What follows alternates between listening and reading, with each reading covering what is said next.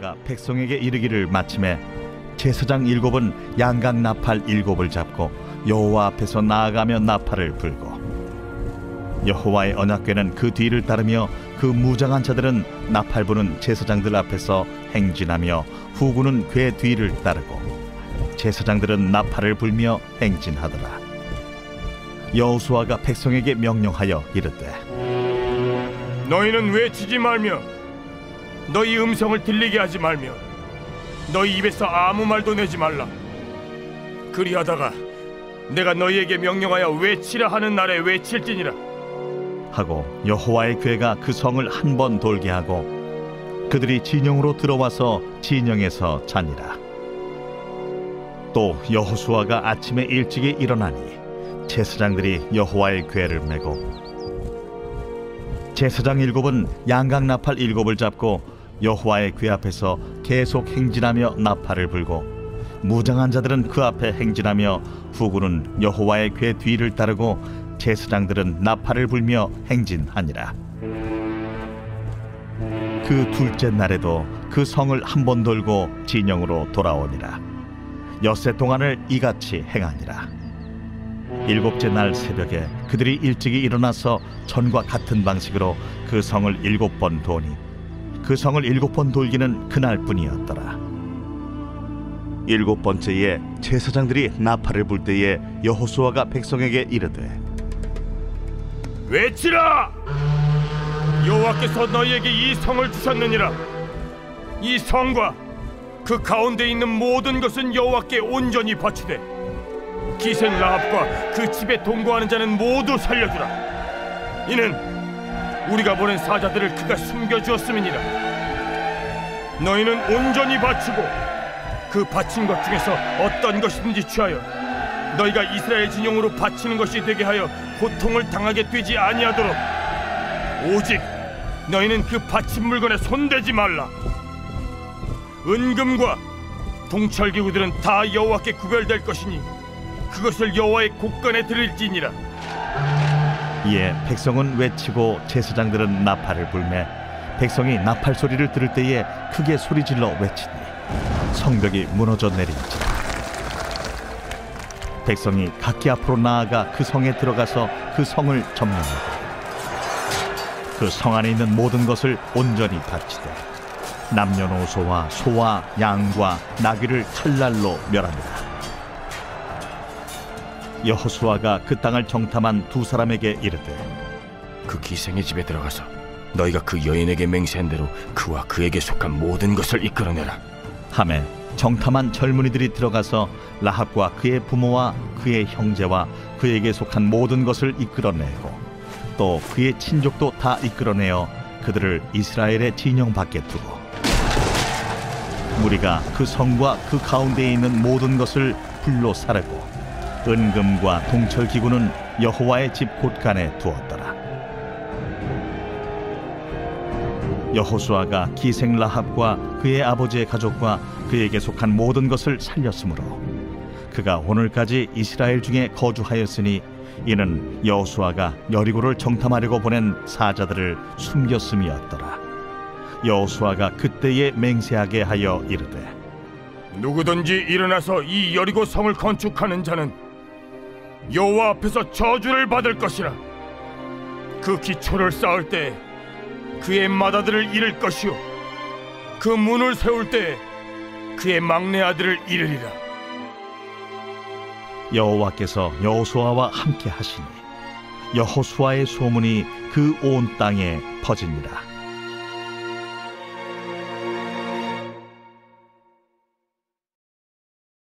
네, 안녕하세요. 오늘 본문은 1월 8일 여호수아 6장 8절에서 27절까지의 말씀입니다.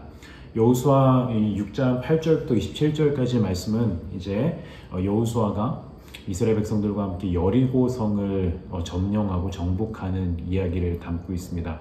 그래서 8절부터 21절까지는 여리고 점령을 하는 그런 과정에 대해서 이야기를 하고 있고요. 그리고 22절부터 27절까지는 여리고를 점령하고 난 뒤에 그 비하인드 스토리에 대해서 몇 가지를 이야기하고 있는 본문을 우리가 묵상할 수가 있습니다. 그래서 먼저 8절부터 21절까지 나와 있는 여리고 점령에 대한 이야기를 살펴보면 여기에서 가장 중점적인 성경에서 말하고자 하는 바는 무엇이냐면 하나님께서 6장 1절부터 7절까지 말씀하셨던 바로 그 방법, 하나님께서 여리고를 점령하라고 말씀하셨던 그 방법 그대로 이스라엘 백성들이 순종하였다라고 하는 것에 중점이 있습니다. 그래서 하나님께서 말씀하셨던 그 하나님의 방법대로, 하나님의 말씀대로 이스라엘이 그대로 순종하여 약속의 땅을 선물로 받게 되었다라고 하는 것이 이 말씀의 중점적인 사항이고요. 그 가운데 우리가 10절 말씀을 보면 여호수아가 또 백성에게 명령하였다. 함성을 지르지 말아라. 너희 목소리가 들리지 않게 하여라. 한 마디도 입 밖에 내지 말고 있다가 내가 너희에게 외쳐라 하고 명령할 때에 큰 소리로 외쳐라 라고 이렇게 말씀하고 있습니다. 이 과정 속에서 특별히 마지막 날, 7째 날에는 이스라엘 백성들이 큰 소리로 함성을 외치라고 하지만 그러나 6일 동안 이스라엘 백성들이 한 바퀴씩만 여리고 성을 돌 때에는 아무 말도 하지 않고 잠잠히 목소리가 들리지 않는 상태로 너희들이 그 성을 돌라라고 명령을 하고 계세요. 생각해보면 이스라엘 백성들은 굉장히 조급했을 것 같아요. 그 여리고를 돌면서도 이게 맞아? 이렇게 하는 방법이 맞아? 라고 하는 생각을 수십 번씩 하면서 그렇게 반신반의하며 여리고를 돌았을 것 같습니다. 그러나 그들에게 필요한 것은 바로 그런 시간이었어요. 침묵과 기다림을 통해서 하나님이 일하실 것을 신뢰하고 하나님께서 행하실 것을 그들이 목도하게 되어지는 것. 그들에게 필요한 것은 바로 그 침묵과 기다림의 시간이었습니다. 오늘날 우리에게도 마찬가지예요. 우리의 삶 가운데도 하나님께서 어떠한 일을 하실 것인데 하나님께서 하시는 일에 대하여 우리가 조급해하지 않고 우리가 성급해하지 않고 우리가 잠잠히 침묵하며 기다려야 될 때가 있는 것 같습니다. 그것이 바로 하나님을 신뢰하는 마음의 자세이기 때문에 그런 것 같아요. 자, 그렇다면 우리가 계속해서 나오는 본문의 말씀이 이스라엘 백성들이 하나님께서 말씀하신 그대로 이제 순종을 하여 여리고성을 무너뜨리는 장면이 나오는데 그 가운데 우리가 주목해야 될 말씀이 21절에 나옵니다. 21절 말씀을 보시면 성 안에 있는 사람을 남자나 여자나 어른이나 아이를 가리지 않고 모두 전멸시켜서 희생 제물로 바치고 소나 양이나 나귀까지도 모조리 칼로 전멸시켜서 희생 제물로 바쳤다. 여러분, 이 말씀은 굉장히 아직까지도 예민하고 민감한 말씀입니다. 하나님께서는 가나안 땅에 들어가는 이스라엘 백성들에게 그들을 진멸하라, 전멸하라 말씀하셨어요. 남녀노소 가리지 않고 그리고 모든 가축까지도 다 전멸하라 말씀하십니다. 우리는 그 하나님의 뜻과 하나님의 그 의지에 대해서 굉장히 의구심을 가질 수밖에 없어요. 지금도 마찬가지입니다. 아직도 이 문제에 대해서 신학자들도 마찬가지고 목사들도 마찬가지고 이 문제에 대해서 아직도 명쾌한 답을 내리지 못하고 있으며 앞으로도 우리는 이 부분에 대한 답을 명쾌하게 내리지 못할 것 같아요. 이것을 히브리어로 헤렘이라고 합니다. 헤렘이라고 하는 말은 구약성경에 진멸하다, 전멸하다라고 하는 의미와 동시에 온전히 바치다라고 하는 그런 뜻도 가지고 있는 단어예요. 이 헤렘의 개념이 오늘날 우리가 생각했을 때는 너무 불합리하고 어떻게 사랑의 하나님이 그 사람들을 완전히 죽이실 수가 있어 라고 하는 이 문제에 대해서 너무나도 어려운 그런 문제를 가지고 있지만 우리는 어찌됐든 하나님의 말씀을 통해서 이 헤렘의 의미가 무엇인가를 조금이나마 좀 살펴보고 이해해 볼 수가 있을 것 같습니다. 여러분, 신명기 말씀을 잠깐 소개해 드릴게요. 신명기 7장 1절부터 4절까지의 말씀을 보시면 세 번역으로 읽어 드리겠습니다. 주 당신들의 하나님이 당신들이 들어가 차지할 땅으로 당신들을 이끌어 들이시고 당신들 앞에서 여러 민족 곧 당신들보다 강하고 수가 많은 7민족인 헷족과 기르가스족과 아모리족과 가나안족과 브리스족과 히위족과 여부스족을 다 쫓아내실 것입니다. 주 당신들의 하나님은 그들을 당신 손에 넘겨주셔서 당신들이 그들을 치게 하실 것이니 그때에 당신들은 그들을 전멸시켜야 합니다. 이것이 바로 헤렘이거든요. 그들과 어떤 언약도 세우지 말고 그들을 불쌍히 여기지도 마십시오. 그들과 혼인관계를 맺어서도 안 됩니다. 당신들 딸을 그들의 아들과 결혼시키지 말고 당신들 아들을 그들의 딸과 결혼시키지도 마십시오. 그렇게 했다가는 그들의 꾀임에 빠져서 당신들의 아들이 주님을 떠나 그들의 신들을 섬기게 될 것이며 그렇게 되면 주님께서 진노하셔서 곧바로 당신들을 멸하실 것입니다. 여러분, 우리는 이 신명기 말씀을 통해서 하나님께서 이 헤렘을 명령하신 몇 가지 목적을 우리가 그 의미를 좀 해석해 볼 수가 있을 것 같습니다. 첫 번째는 뭐냐면 헤렘이라고 하는 것은 하나님께서 이 가나안 땅에 그 하나님을 알지 못하는 백성들을 향한 음란하고 그 타락한 백성들을 향한 하나님의 심판의 의미가 먼저 있는 것이고요. 두 번째는 무엇이냐면 하나님께서는 이스라엘 백성들이 순전하게 하나님만 사랑하고 순전하게 하나님만 바라보기를 원하셨어요. 이스라엘 백성들이 가나안 땅에 있는 민족들과 그 문화가 섞이고 혼합되어질 경우에는 반드시 이스라엘 백성들은 그 어둠의 문화에 끌려갈 수밖에 없기 때문에 하나님께서 그 모든 것들을 진멸하고 헤렘하여 너희는 나만 바라봐 주었으면 좋겠다.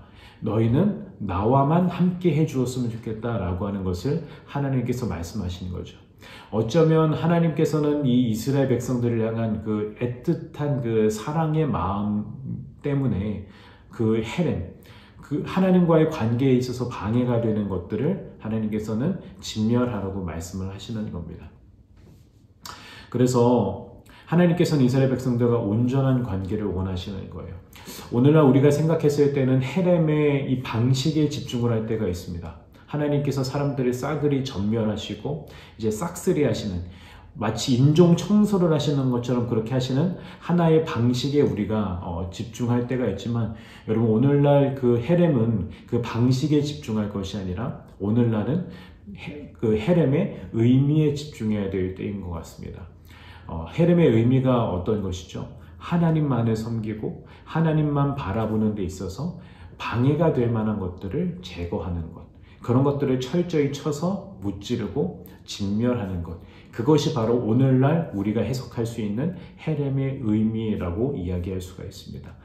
오늘날 저와 여러분의 삶 속에서도 이렇게 헤렘해야 될 것들이 분명히 존재하죠. 하나님과 우리와의 그런 온전한 관계가 되어야 되는 가운데 있어서 방해가 되는 것들이 분명히 우리의 삶 가운데 존재하고 있습니다. 그런 것들을 우리가 헤렘할 수 있는 것, 헤세드이신 그 사랑의 하나님을 향해 우리가 나아가는 데 있어서 방해가 되는 것들을 우리가 철저하게 끊어낼 수 있는 것, 여러분, 그런 태도를 하나님께서 우리에게 원하신다. 바로 이것이 오늘날 헤렘이 가지고 있는 의미라고 여러분 이야기할 수가 있을 것 같습니다. 자, 그런데 이 헤렘의 상황, 여리고에 닥친 이 헤렘의 상황 속에서 하나님의 헤세드를 입은 한 가정이 있었어요. 그 가정이 누구냐면 바로 라합이라고 하는 사람의 가정입니다. 라합은 여러분 아시는 것처럼 여호수아 2장에서도 나왔죠. 라합은 이스라엘 혈통도 아니고요, 정통 여리고 가나안 민족 가운데 태어난 사람이고요, 심지어는 창녀였습니다. 비천한 신분, 당시에 비천한 신분에 있었던 사람이었어요. 그러나 하나님께서는 그 라합을 구원하셨습니다. 이스라엘 혈통도 아니고 비천한 신분이었던 한 여인을 하나님께서는 구원하셨어요. 그 구원하셨던 이유가 무엇이었죠? 2장에서 우리가 읽었던 것처럼 라합은 하나님에 대한 분명한 믿음이 있었어요. 그 땅에 있는 수많은 우상들과는 비교할 수 없는 능력과 권능과 권세를 가지신 분, 그래서 우리가 두려워해야 될 분이 바로 여호와 하나님이라고 하는 것을 라합은 분명히 알고 있었습니다. 하나님께서는 라합의 그 믿음을 보시고 라합을 구원하신 거예요. 헤렘이 펼쳐지는 그 잔혹한 상황 속에서 하나님께서는 라합 가정을 헤세드로 구원하셨습니다. 그래서 여러분, 인간의 구원은 이처럼 외적인 조건이 아닙니다. 혈통이 중요한 것도 아니고 우리의 행위가 중요한 것도 아니에요. 하나님께서는 우리의 믿음, 하나님을 향한 우리의 순전한 믿음, 하나님을 두려워하고 하나님을 사랑하고 하나님을 신뢰하는 우리의 그 믿음을 보시고 우리를 구원하시는 것이 바로 하나님의 헤세드의 사랑이요 하나님의 은총이라고 이야기할 수가 있을 것 같습니다. 그렇다면 오늘 말씀을 통해서 우리가 묵상해야 될 묵상 포인트는 바로 여기에 있을 것 같습니다. 우리가 물론 7장에서도 동일한 주제를 묵상하게 될 것 같은데 오늘의 묵상 포인트는 우리 안에 헤렘해야 될 것은 무엇인가? 하나님과 우리와의 온전한 관계에 있어서 방해가 되는 것들, 그런 것들을 우리가 분별하고 우리가 처단해야 될 필요가 있을 것인데 우리에게 그렇게 헤렘해야 될 그런 방해물들은 무엇이 있을까? 그런 것들을 우리가 묵상해 봤으면 좋겠고, 한편으로는 우리가 다른 이들에게는, 내 스스로에게는 그런 헤렘의 자세가 필요하겠지만 다른 이들에게는 헤렘의 자세가 아니라 바로 헤세드의 자세로 누군가를 바라봐 줄 수 있는 시선과 마음이 우리에게 있어야 되는 것, 우리가 묵상해야 될 포인트가 바로 여기에 있는 것 같습니다. 말씀을 통해서 여러분 하나님의 사람으로 또 하나님의 백성으로 그렇게 더 성숙하게 나아가는 저와 여러분 되기를 주님의 이름으로 축복합니다.